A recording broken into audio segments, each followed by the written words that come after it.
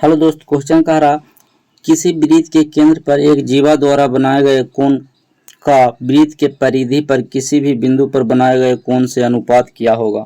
तो देखिए यहाँ पर क्वेश्चन कह रहा है जो समझना है। तो कह रहा है सबसे पहले कह रहा है कि एक वृत्त है और एक जीवा है, तो जीवा भी बना देते हैं।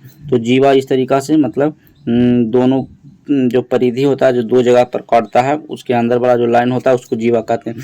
कह रहा है केंद्र पर, तो मान लेते हैं कि मान लेते क्या केंद्र होता है वृत्त का, तो एक केंद्र है जो दे दिए इस तरीका से केंद्र। अब कह रहा है केंद्र पर बनाया गया कोण, यहाँ देखिए वृत्त के केंद्र पर एक जीवा द्वारा बनाया गया कोण, तो इस तरीका से बनाएगा। ये जीवा से इस तरीका से जाएगा और फिर यहाँ से इस तरीका से आएगा। तो यहाँ पर ये जो कोण बन रहा है जो बोल रहा है इस तरीका से जो कोण बना उसको बारे में बोल रहा। फिर कह रहा कि कोण का वृत्त के परिधि पर किसी भी बिंदु पर बनाए गए कोण का अनुपात। तो कह रहा है वृत्त के परिधि पर, तो वृत्त के परिधि पर कैसे बनेगा कोण जो देखना।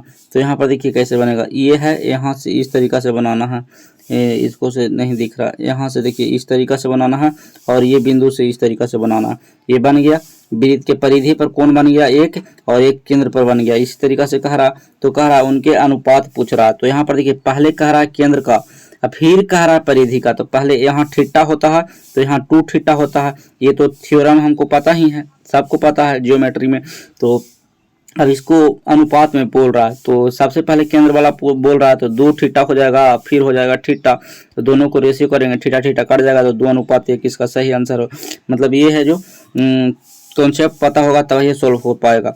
तो ये थीटा होता है तो ये 2 थीटा होता है केंद्र पर, तो इस तरीका से इसको सोल्व कर सकते हैं।